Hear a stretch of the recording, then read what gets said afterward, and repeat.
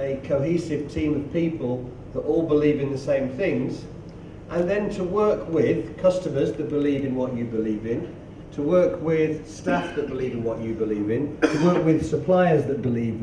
If everybody believes in the same things, then we can have a really focused business with a solid foundation. Businesses tend to fall apart when this isn't worked out and isn't clear. Let me give you a good example of that. We did some work with a building company. When we met Ian, he was doing about £3 million sterling, and his business was growing very rapidly. He was in the building trade, and the reason he was growing very rapidly was because he was a perfectionist. I really understand what perfectionism is.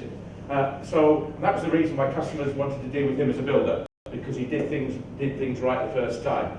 And he decided he needed a general manager to run the business for him because he was trying to extract himself from it. And he picked this guy from the city, big hitter, £100,000 a year earner, really good guy, you know, he thought, but he didn't share his value of perfectionism. He was a 90%er. It'll be okay, it'll do, I'll get over it, you know, that kind of thing. You all get? And we said to him, Ian, please don't take him on, he doesn't share your values. He took him on, 6 months later he had to get rid of him because he was clearly spoiling the very reputation he'd built with his customers. So values are very, very critical. They're not just something to put in your reception, they're something to share with your staff, share with your customers, share with everybody in your business, okay? That's how important values are, okay? So basically when we go for partnership, if you see to it that partnership doesn't survive long, it is mainly because of the sharing difference in the values. If you see that our team is not working and we are not getting the people are just, there is a high attrition rate, it is because of the values that is the difference. Yeah. I perceive my event as something and my staff perceive it as something. So then I would not have kind of feeling which I would have otherwise get. So what we are saying is communicate your values to your to whoever is involved in your business and have the people who are sharing your values, then only it is going to be a sustainable business for the future. Correct. So you will not have a foundation if you don't have a people sharing values with you. Whether it is your staff or your partners or your whoever is there and I mean related to your business as far as Does that resonate with anybody? Does anybody have a strong set of values in their business that they want to share? Yeah, okay. Sir? yeah, he is running a partnership by the way. Yeah. And for how many years? I think 20 Yeah, years or? yeah, 20 years. 20 years.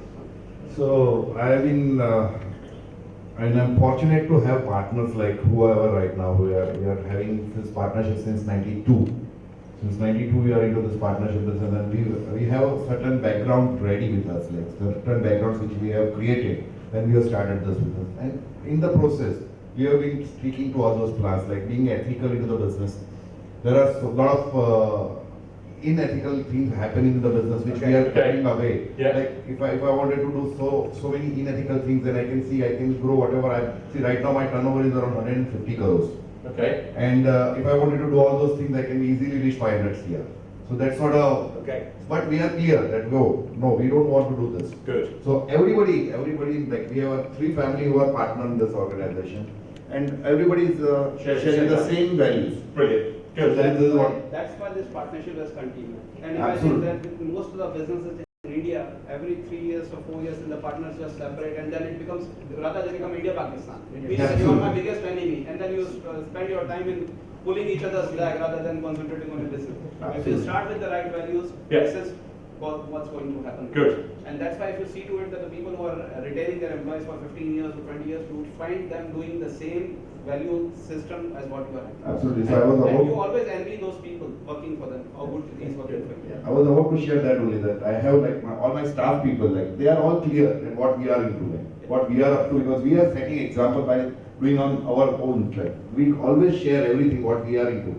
So anything which they come up with one idea or something, like I can cut down. Okay, fine. This is not what we are up to. Yes. So yes. let's talk about what we are up to, and then instead of that, you have some new idea about it, and then we go forward. Okay, good. Thank you for sharing that. Thank you. Thank you very much. Okay, so once we've got through the once we have we're through to understanding the foundations, we can then think about the next step, which is to understand what business we are actually in. Now, that sounds like a silly question because, listen, I know what business I'm in. I'm t-shirt printing business, or I'm in chemical business, or... Now, what we want to do is to stop thinking about what we make or what we think our business is and start thinking about what our customer thinks our business is. What are they buying from you? what value do we give them? Because sometimes that helps us make sure we stay aligned to our customers and that they continue to buy from us and don't go somewhere else. There's some examples that make this come alive. This is quite a difficult one to get your head wrapped around. Try and give you some examples and explain it. At the turn of the 19th century in America, there were 10 millionaires. They had big fat hats, big cigars. They were all railwaymen. They built all these railways out to the far west and everything else. 10 years later, none of them were millionaires because Henry Ford in Detroit invented a car. They hadn't recognised that they were in the human transportation business. They thought they were railwaymen, and Henry Ford blew that right away. Some other examples, a Black & Decker, which is a well-known brand for selling drills. They don't actually sell drills. What they're actually selling to you as a customer is a hole. Okay? So you are buying a hole from Black & Decker. The fact that you happen to buy a drill to do it, you're buying a hole, not the drill. Yeah, makes sense? If somebody else makes a drill in some other way, then they would go for that if it is a better technology. They would not buy your product. Yeah. So what people are buying is a utility which they are deriving out of it. And the best example of that is Nokia. Who would have thought in 2000 that Nokia can finish up one day? But what Nokia didn't realize is that they were selling and telecommunication. I mean, the utility was that people were interacting with that thing which was given by them to us. When they got a better people giving this technology or those telecommunication thing, they moved to the other person and they stick to this old-fashioned thing. Like that. And this can then affect how you advertise your business. If you think about Harley Davidson, they don't sell motorcycles, they sell freedom to older men. Okay? And BMW at the moment, all around Europe, they're advertising their cars by selling joy. The advert is joy, not cars. So they're actually talking about the joy of driving a BMW. So they're trying to get into their customer's head and getting into selling what the customer's looking for rather than the actual process, the car, the vehicle, the drill, everything else. So All makes sense, good. Just give you a mindset to look at what people are buying from you. Yeah. So what happens over a period of time, we start thinking what we are selling will be sold. It's about what people want to buy. You sell what people want to buy. You don't sell what you want to sell. Correct. Basically. So that should be conceptualized. Yeah. Basically, it should be If you come conceptualized. from- Yeah. If you have that mindset, Think it like a will always customer. work for you. Then Think your- like a customer. Your, Think your, like- your think like a working will be customer. according to that. If you know that what people are buying from you, you are not relevant.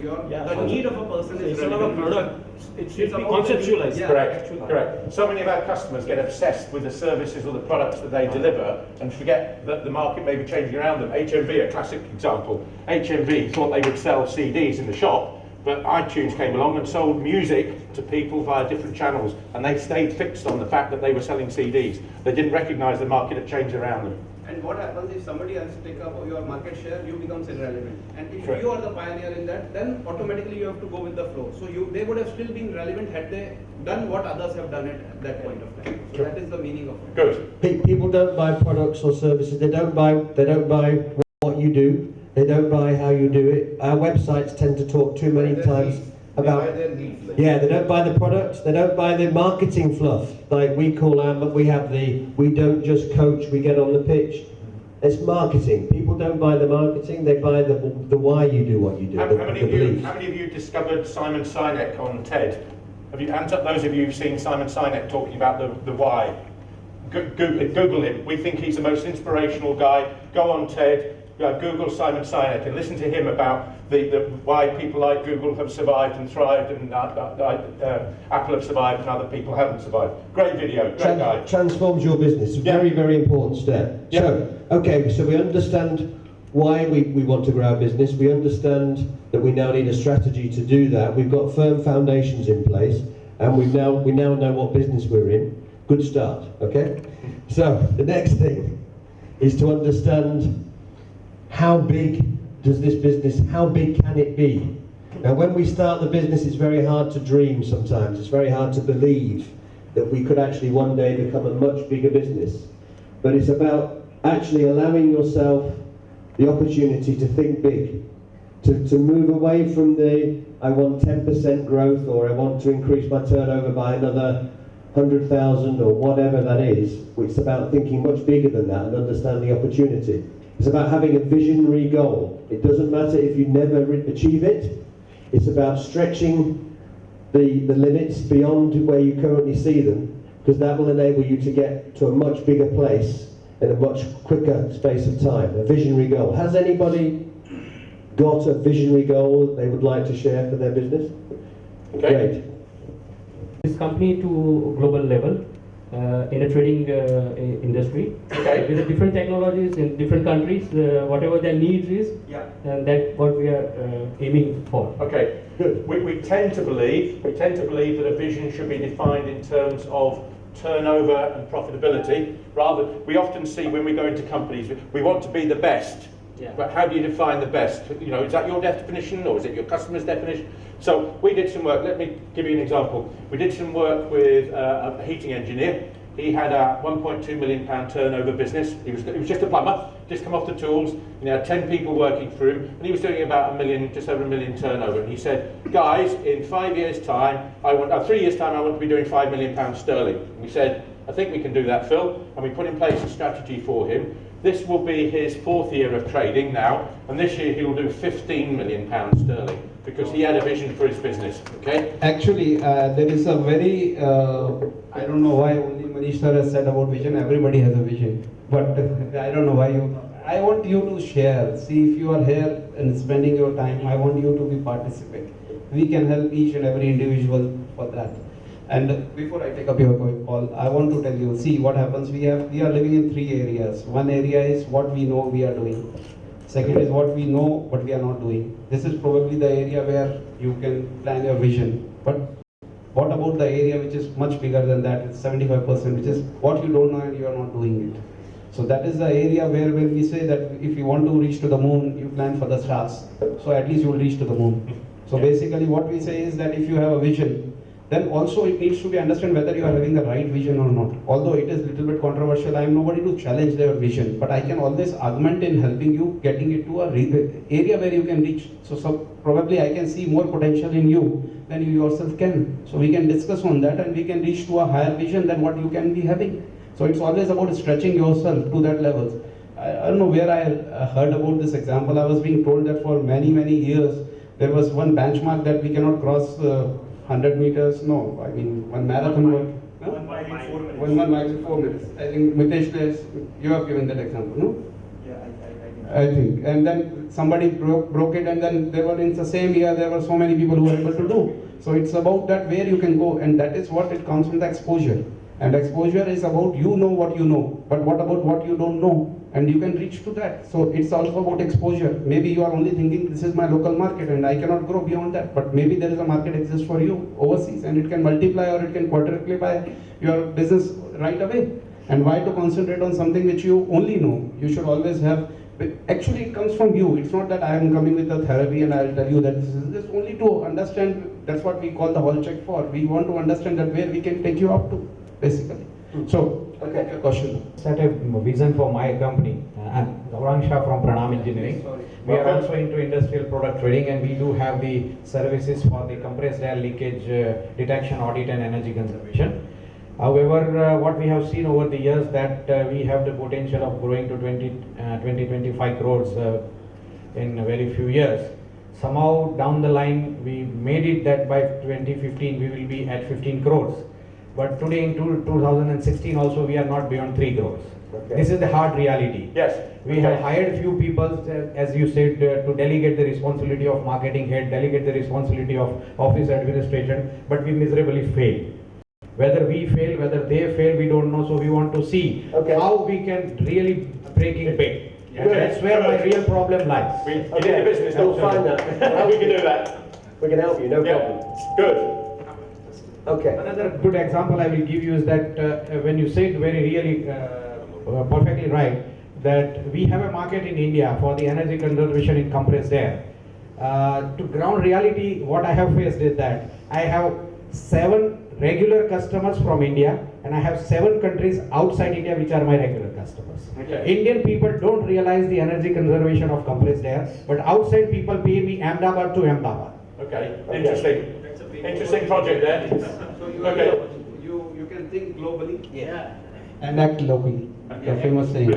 Okay, good. Good Okay. example. Thank you very much. So, once we've got that visionary goal in place, the big question is how are we going to achieve it, you know? And what we believe is that there are opportunities everywhere we look. there is no shortage of opportunities. So we need to look at those opportunities and work out which ones we need to focus on. But the first thing to do is to understand the wider landscape that we have no control over, the things that are changing in our environment, whether it be social changes, whether it be economic changes. There's a lot happening in the economy this week with oil price changing, exchange rates, valuations of currencies. There's a whole industry in the States, fracking. You understand fracking, where they put in getting shale oil gas. This has become a huge industry in America. In the last 2-3 years only, all these companies have sprung up, and America has become a net exporter of oil only for 3 years, because all of a sudden, when they were putting all these fracking units in all over America, the price of a barrel of oil was $100. Yesterday it was $30. None of these fracking industries now can operate, and they're actually already dismantling machinery they'd only put in the last 3 years. So you really have to be careful about watching what's happening around you. Some things you can't change, but you need to certainly be mindful of them. So it could be the economy, it could be the political landscape. You've obviously got Modi now, who is, you know, looking to really progress and build the economy. You're in a massive growth country, developing country, and there's opportunities coming from this. There's also things that can also stop our progress that we need to think about so we can avoid. We call it snakes and ladders. It's a board game. Do you have snakes and ladders here? Yeah. You've got to look for the ladders and avoid the snakes, okay? That's it. So, once we've understood that, the next thing is to think about what opportunities and wins can come from that, and to then think about your marketplace, because we know we do not need, in small business world, to worry about big market research. We actually know a lot about our market just from looking at our existing customers, our competitors, what we sell to our customers, what our competitors sell to our customers, who our suppliers are, all the things in the market we know a lot about. So we can learn a lot from that. We did some work with a design business in the UK. A friend of ours, Patrick, he was doing about 300,000 turnover in design, and he said, in 3 years' time, guys, I want to double my business to £600,000. We said, it's fairly reasonable, you know, I think we can do that. And one of the things we did with him, we wrote down a list of all his top 10 customers and how much they spent with it. We then wrote down how much they were spending with other people on services that he could deliver. And you know what? He could double his business with his top 10 customers. He didn't need another customer, but because he was a designer, he hadn't bothered to tell them that he could do packaging and web design and all the other things that these people, and he had great relationships with his customers, but he hadn't leveraged them. He hadn't used that strength of relationship. So one of the things I would urge you to do, one of the things, if you perhaps get anything out of today at all, go back to your office this afternoon, phone up your top 10 customers and just remind them what you're doing, remind them that you're here, remind them that you are always hungry for more business, and I guarantee you'll get some more work. Yeah? Okay? Nothing else? Anybody have any question? Okay, good. Have you able to take this up? It's about, like, when we talk about the sustainability. Sustainability is important. So sustainability evaporates very quickly, especially for SME. If you don't become relevant, then the people wipe it off. So that's what we say, that avoid snakes. Snakes means you have to understand that what are the possible threats which can happen to your business. Threats can be your product become obsolete, or your finances running out, or maybe your competitors are planning a strategy which would make your product irrelevant, or your staff is going to run away and all of a sudden you find. So basically what we see is we have to have a holistic view of your business and understand what are the snakes and ladders for your business.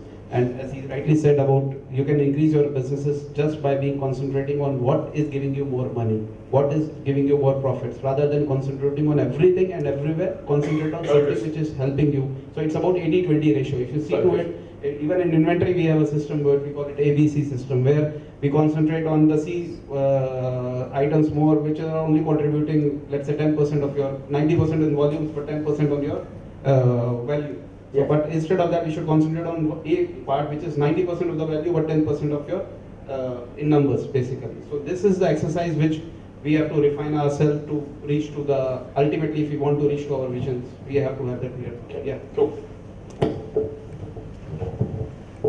So I want to throw some light on this. Actually, this point is very, very important. That what we are concentrating on in a business, and what's your core strength. Yes. So we discovered, since 13 years we are in the business, and we discovered just 1 or 2 years back that what we are strong on, and then now we are focusing on that.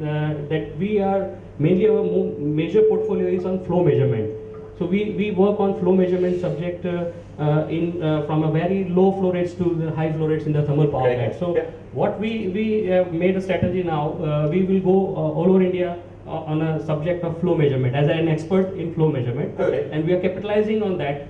That is what we are targeting. Good. That's Even if you realize that we met not long back, Yeah, and how yeah. much business I have already Yeah, doing with us, because you have been able to communicate your Yeah. businesses to the Yeah. customer, that I am doing this, I am doing that, and Yes. because of that interaction, that business is increasing. Yeah. And I am also introducing you to the people, you are introducing me to the people. Yes. So that's how the communication with the most important customer works out, because I already trust you. Yeah. So if I trust you, so I will refer you to others, and Yes. automatically that business will happen. So you don't have to go outside Outside. to do it. What you can do it with the people who you are already interacting. Yes. This is what we want to say. Yes, and So the if you have a clarity share- should be there. So Yeah. that's Yes, what I that's got what- the benefit of that. Yeah.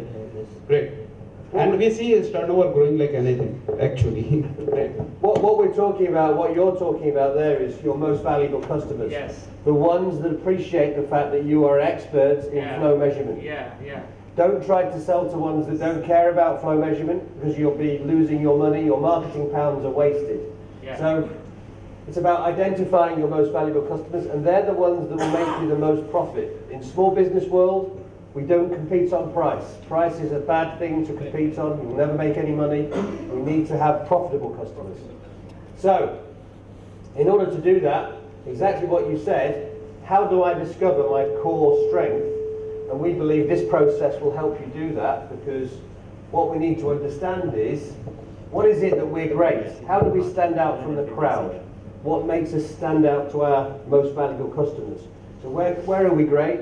How can we become even greater with those things by doing stuff better that doesn't cost us lots of money to fix, just being better at stuff, but we know that we could put more effort into and more focus. Where are we vulnerable? There's no point competing with other people's core strengths if you don't have the core strength. Don't try and fight battles you're not going to win. And what this is all leading to is to say, what is my competitive edge? If you want to grow your business, and everybody said they want to grow a business, we need to have a competitive edge to grow exponentially. So how do we get an edge? And a competitive edge is absolutely key. And to help us think about the edge better, these questions can help us analyse that. How many people in the room think they've actually got a business that's different to anybody else's in their marketplace? I'll challenge you both on this, because I never believe anybody when we ask this. What's your business? Why is your business so different, sir? My business is into compressed air energy audits. Okay. Everybody in India today is after the thermal audits, lights and LEDs and this and that, compressor, chillers, boilers.